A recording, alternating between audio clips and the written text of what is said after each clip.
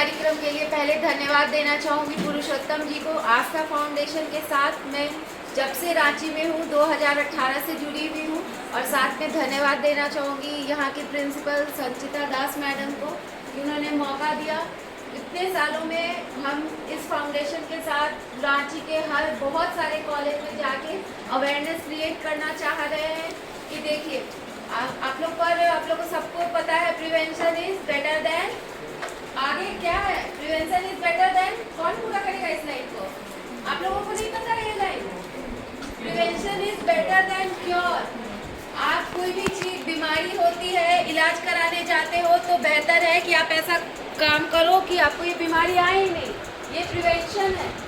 तो क्योंकि मैं स्त्री रोग विशेषज्ञ हूँ, मेरी हॉस्पिटल में जो है ऐसी बहुत सारी लड़कियां, महिलाएं सब आती हैं जिनको प्रॉब्लम, महीने का प्रॉब्लम होता है, वजन बढ़ रहा है, चेहरे पे एक्ने, मुहासे जो है वो बहुत है, बाल झड़ रहा है, पीरियड या तो आता ही नहीं है बहुत महीनों तक, दवाई खाने पे आता है, जब कुछ दिन बहुत हल्का बस दाग रह के चला जाता है। कि महाविद्यालय के प्रांगण में आज डॉक्टर साहब आए हुए हैं और एक डॉक्टर सौम्या सिन्हा जो स्त्री रोग विशेषज्ञ थे एवं IVF एक्सपर्ट हैं, और एक डॉक्टर पारस हॉस्पिटल से आए हुए हैं जो कैंसर रोग विशेषज्ञ हैं। इसलिए आप लोगों को कोई भी बात पूछना होगा या कोई भी क्वेश्चंस होगा वो जरूर आप पूछिए और मैम का और सर का सुनिए। आज सबसे सुनहरा मौका है। ये जो फाउंडेशन है पूरे नेशनल लेवल पे काम करती है, हर जगह पूरी जगह पर जाकर के हम लोग डायबिटीज, PCOD, डिप्रेशन के बारे में बड़े बड़े डॉक्टरों से रूबरू कराते हैं। रांची के सभी कॉलेजेस में जाकर के हम इस तरह के कार्यक्रम का आयोजन करते हैं और ये आप लोग के लिए बहुत अच्छा मौका है। मौका इस महीने में है कि जो शहर की जाने वाली स्त्री रोग विशेषज्ञ जिनके पास बहुत ही कम समय है, जो मैक्सिमम समय विदेश में रहती हैं और स्त्री रोग विशेषज्ञ मानी जाती हैं और IVF की बहुत ही एक्सपर्टीज है, और खासकर इनकी जो चीज़ है वो इनकी जो पकड़ है वो है PCOS और PCOD।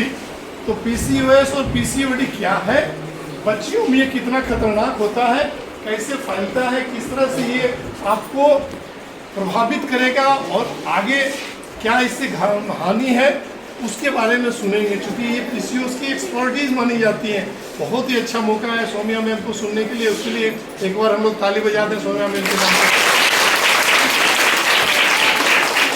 इसी तरह हमारे साथ आरएस के हॉस्पिटल के बहुत ही जाने माने कैंसर एक्सपर्टीज है डॉक्टर गुंजन सर।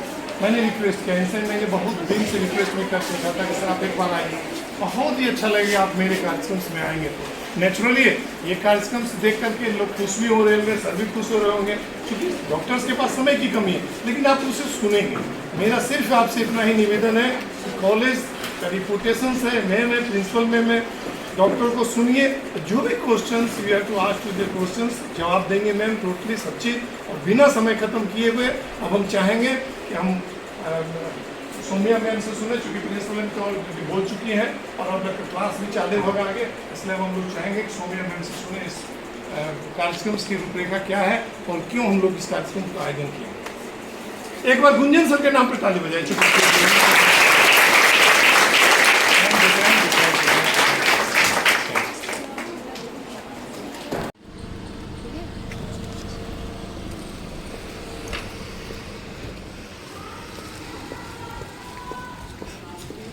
पकड़ा दी ना।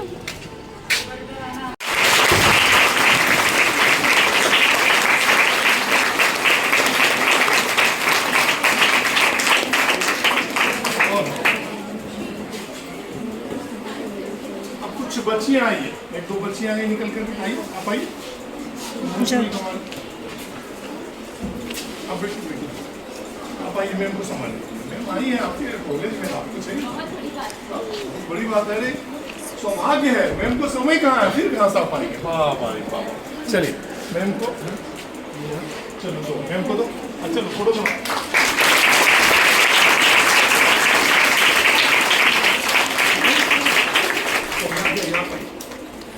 आप सर को संभालिए, सर को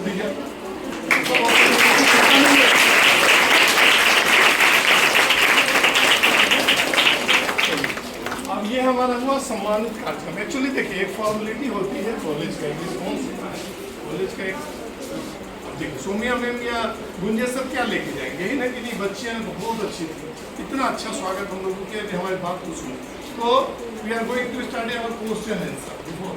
तो हम लोगों ने सुना सब, अगर कुछ क्वेश्चंस आप लोगों में है then you have to ask a question. कोई क्वेश्चन हो, किसी चीज़ से क्वेश्चन संबंधित हो, इससे रिलेटेड जो मैम सोमिया मैम ने बोला पीसीओएस पीसीएफ या हेल्थ से रिलेटेड कुछ हो, मैं खुल करके बात करता हूँ। किसी को भी अगर पीरियड से संबंधित समस्याएं हो तो वी हैव टू टॉक। मैं आपको ओपनली बता रहा हूँ क्योंकि ये मौका नहीं मिलेगा फिर। सोमिया मैम का फीस 1000 रुपया है और जब जाएंगे ना तो मुझे आधा घंटा बैठना पड़ा है, 45 मिनट। आप लोग क्या है, आप लोग के लिए तो और इतना अच्छा अपॉर्चुनिटी मैम का मिली। ये मैं इसलिए बोल रहा था, ये सब मौका नहीं मिलता है। इतने बड़ी महान शख्सियत आपके पास आई है तो आपको क्वेश्चन होना चाहिए। कोई क्वेश्चन पूछिए ओपन। सब लोग तो यहाँ पर लेडीज हैं, सब डॉक्टर सब है, एक वही लोग। तो मैं तो ये ऑर्गेनाइज करता हूँ, तो मेरे लिए कुछ नहीं, मैं तो उसको ओपन करता हूँ। आप पूछिए, you have to ask question. और मैं जानता हूँ कोई एक क्वेश्चन आएगा, सब क्वेश्चन पूछना शुरू कर देंगे। तो पूछिए, कोई क्वेश्चन पूछिए, बहुत अच्छा लगेगा। चलिए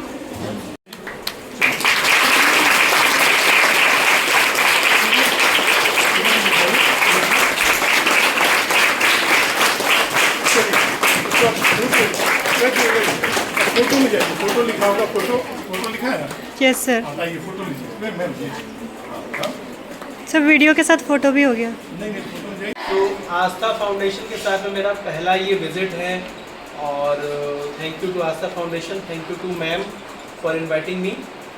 तो मैं बेसिकली कैंसर स्पेशलिस्ट हूँ और मैं लास्ट 4 ईयर्स से रांची में कैंसर प्रैक्टिस कर रहा हूँ। कैंसर अभी जो है वो यंग फीमेल्स या यंग एडल्ट्स में बहुत कॉमन हो गया है। खास करके अगर हम फीमेल्स की बात करें तो फीमेल्स में द मोस्ट कॉमन कैंसर जो भी है वो दैट इज सर्वाइकल कैंसर, ठीक है। और next most common cancer that is breast cancer. Breast cancer and cervical cancer ये बहुत कॉमन है। यंग पेशेंट्स में भी हम लोग ब्रेस्ट कैंसर अभी देख रहे हैं। जो यंगेस्ट पेशेंट मैंने देखा है ब्रेस्ट कैंसर का वो है 25 या 26 साल की, अभी रिसेंटली मैंने देखा है। सर्वाइकल कैंसर का इंसिडेंस थोड़ा पहले से कम हुआ है। जिस तरीके से पुरुषोत्तम जी बता रहे थे कि कैंसर को प्रिवेंट करने के लिए हमारे पास में बहुत सारे ऑप्शंस हैं। प्रिवेंशन का मतलब ये हो गया कि कैंसर को होने से रोकना। हमारे पास में वैक्सीन है कैंसर सर्विक्स यानी कि सर्वाइकल कैंसर को प्रिवेंट करने के लिए। 2 तरह के वैक्सीन है, एक है सर्वेरिक्स और एक है गार्डासिल। गार्डासिल जो है वो ज़्यादा बेटर है और वो अगर हम डोजेस में लेते हैं, एज ग्रुप है अराउंड 9 ईयर्स टू 25 ईयर्स तक के जो फीमेल्स होते हैं वो आइडियली इस अगर वैक्सीन को लेते हैं तो सर्वाइकल कैंसर को हम लोग प्रिवेंट कर सकते हैं। शेड्यूल में आप जितनी जल्दी जब भी ऐड करें आप कीजिए, उसके बाद लेकिन ये आपकी ज़रूरत बन जाती है। इससे आपका बोन्स मजबूत होता है, आपका हार्ट मजबूत होता है, आपको बहुत तरह की बीमारी जैसे मैंने कहा डायबिटीज़, बीपी, मतलब एक्सरसाइज में सकती है कि अगर आपको डायबिटीज़ है, आप मसल मास गेन करते हैं तो शायद आपका डायबिटीज़ भी ख़त्म हो जाए। इस तरह का है जो हम लोग के बीच में मैंने कहा कि बहुत सारी चीज़ें हैं जो कि प्रचलित नहीं है, लोग जानते नहीं हैं। और इसी में मैं एक और चीज़ ऐड करना चाहूँगी, मुझे मौका मिला तो सर्वाइकल कैंसर सर जैसा बता रहे थे कम से कम हम लोग का वेट बढ़ता ही है मैम। साथ में एक एज मतलब एक एज से होता है ना कि मतलब वेट बढ़ गया तो उसके आगे मतलब घटता नहीं है, तो मैम ऐसा मतलब क्यों होता है? जैसे जैसे उम्र बढ़ता है शरीर का जो मेटाबॉलिक रेट होता है जिससे वो हर चीज़ को पचा सकता है और उसको कन्वर्ट करके जलाता है वो कम होता जाता है। बच्चा जितना एक्टिव होता है बूढ़ा उतना एक्टिव नहीं होता है। सेम उसी तरह आपके शरीर का आँख हुआ और बाकी लीवर किडनी सारे ऑर्गन जिस तरह से काम कर रहे हैं, बॉडी का मेटाबॉलिक रेट वो उम्र के साथ घटते जाता है। देखा गया सबसे डायनामिक चीज़ जो है जो आपको हर चीज़ में ये सब में मदद करती है वो आपका मसल मास है। आपकी बॉडी में मसल कितना है, आप जो भी हम लोग का खाने का आदत है जो वेस्ट से कंपेयर टू इंडियन पॉपुलेशन है, देखा गया कि हम लोग ज़्यादा कार्बोहाइड्रेट्स खाते हैं। तो कार्बोहाइड्रेट एनर्जी तो देता है पर वो मसल बिल्डिंग में कोई हेल्प नहीं करता। हमारे खाने में ज़्यादातर आलू चावल यही सब रहता है और आप जब जाएंगे बाहर वेस्ट तो आप देखेंगे उनके खाने में ज़्यादा प्रोटीन होता है, वो ज़्यादा प्रोटीन चिकन बीफ मतलब ये सब वो ज़्यादा खाते हैं। तो उनका बॉडी का बिल्ड सेम वेट का आदमी अगर कोई 70 किलो का है, आप इंडियन तो हॉस्पिटल में एक हॉस्पिटल है सनी ग्रुप हॉस्पिटल, मैंने वहाँ से भी ट्रेनिंग ली है। तो वहाँ देखा गया, ये पिछले 40 साल से रिसर्च चल रहा था, इतने फ़ायदे पाए गए कि अब इनका एज लिमिट बढ़ा दिया गया। अब कहा गया कि अब 45 साल तक भी इस वैक्सीन को लेते हैं तो आपको ये कैंसर से बचाएगा। ठीक है, अगर 9 साल से 14 साल में ले रहे हैं या रिलेशन, जब ये कैंसर ना जो भी रिलेशन में जाता है, रिलेशनशिप से ह्यूमन पैपिलोमा वायरस आपको ट्रांसमिट होता है और उसके बहुत सारे 100 से अधिक वेरिएंट हैं। इसमें देखा गया है 16, 18, 45 ये सब जो है आपको सबसे ज़्यादा। तो उसमें भी एक होता है कि हाँ मतलब डे चेंज हो गया। ऊपर से मैम रहा कि पीरियड जब आता है कभी कभी मैम बहुत ज़्यादा आता है, कभी कभी कम आने लगता है। तो मैम उसमें क्या मतलब क्या दिक्कत है? पीरियड हर चीज़ का एक लिमिट है। कोई भी आप टेस्ट कराएंगे तो एक लिमिट होगा। भगवान इतना करोड़ आदमी मिलियन बिलियन को बनाया है तो सबको एक नंबर तो नहीं ना दे के रखे, सबको इसी सांचे में फिट होना।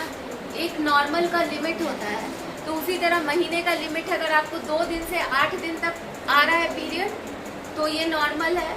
अगर आपकी ब्लीडिंग इस इतने दिनों में 20 ml से 80 ml हो रही है, जो एक जनरल पैड का माना जाता है कि 20 से 30 ml है और जो हैवी वाला सोगेज है वो 50 ml है। इस तरह से हम लोग एक रफ मेजर करते हैं। तो ये है, ये नॉर्मल है और इसका ड्यूरेशन भी है। अगर ये 24 दिन से लेके इसका इंटरवल, आपका नेक्स्ट 2 पीरियड के बीच का इंटरवल 24 दिन से लेके अगर 32 दिन तक है तो ये भी। तो उसमें भी एक होता है कि हाँ मतलब डे चेंज हो गया। ऊपर से मैम रहा कि पीरियड जब आता है कभी कभी मैम बहुत ज़्यादा आता है, कभी कभी कम आने लगता है। तो मैम उसमें क्या मतलब क्या दिक्कत है? पीरियड हर चीज़ का एक लिमिट है। कोई भी आप टेस्ट कराएंगे तो एक लिमिट होगा। भगवान इतना करोड़ आदमी मिलियन बिलियन को बनाया है तो सबको एक नंबर तो नहीं ना दे के रखे, सबको इसी सांचे में फिट होना। एक नॉर्मल का लिमिट होता है, तो उसी तरह महीने का लिमिट है। अगर आपको 2 दिन से 8 दिन तक आ रहा है पीरियड तो ये नॉर्मल है। अगर आपकी ब्लीडिंग इस इतने दिनों में 20 ml से 80 ml हो रही है, जो एक जनरल पैड का माना जाता है कि 20 से 30 ml है और जो हैवी वाला सोगेज है वो 50 ml है। इस तरह से हम लोग एक रफ मेजर करते हैं। तो ये है, ये नॉर्मल है और इसका ड्यूरेशन भी है। अगर ये 24 दिन से लेके इसका इंटरवल, आपका नेक्स्ट 2 पीरियड के बीच का इंटरवल 24 दिन से लेके अगर 32 दिन तक है तो ये भी नॉर्मल कैटेगरी है। हर किसी को एकदम 28 दिन पे आ जाए या 30 दिन पे आ जाए ऐसा संभव नहीं है। तो अगर आप इस नॉर्मल रेंज में हैं तो आपको घबराने की बात नहीं है। नहीं तो अगर कुछ परेशानी है तो मैंने कहा आप मिलिए, हम लोग उसका समाधान करेंगे। देखो लंग कैंसर डिपेंड करता है कि वो कौन से स्टेज में डायग्नोज हुआ है।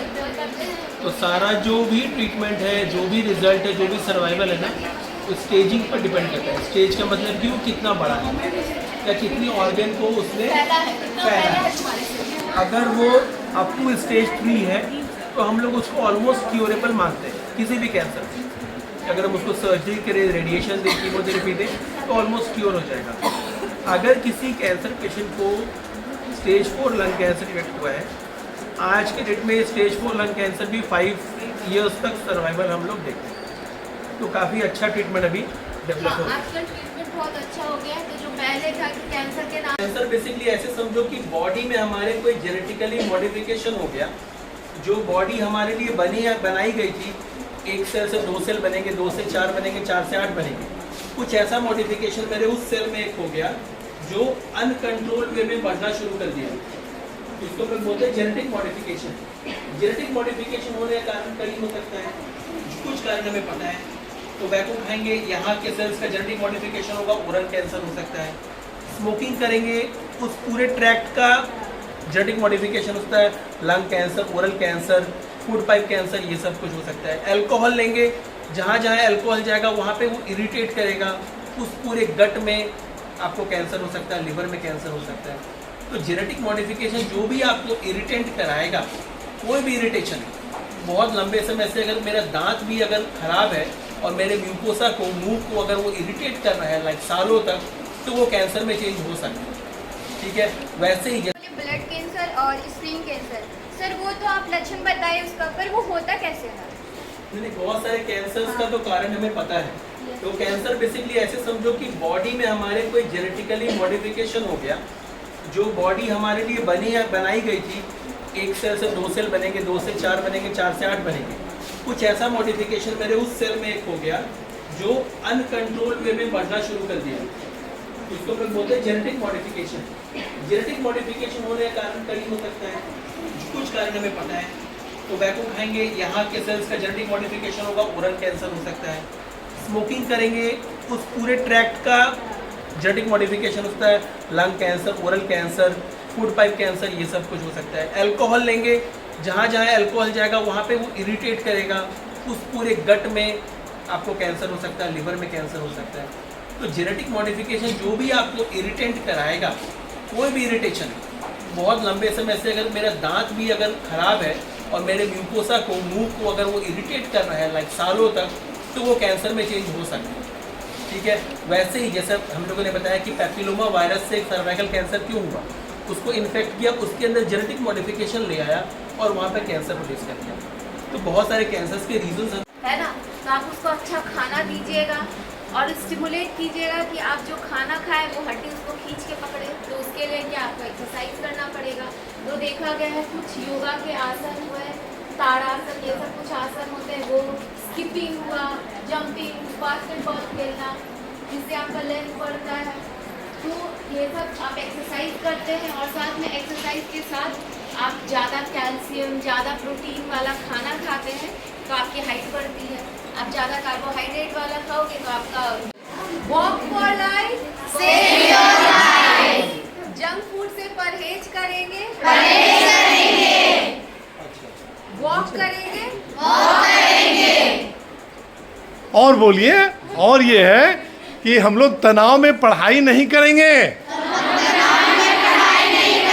और जो आज सौम्या मैम ने बताया है उसको अमल करेंगे। चलिए।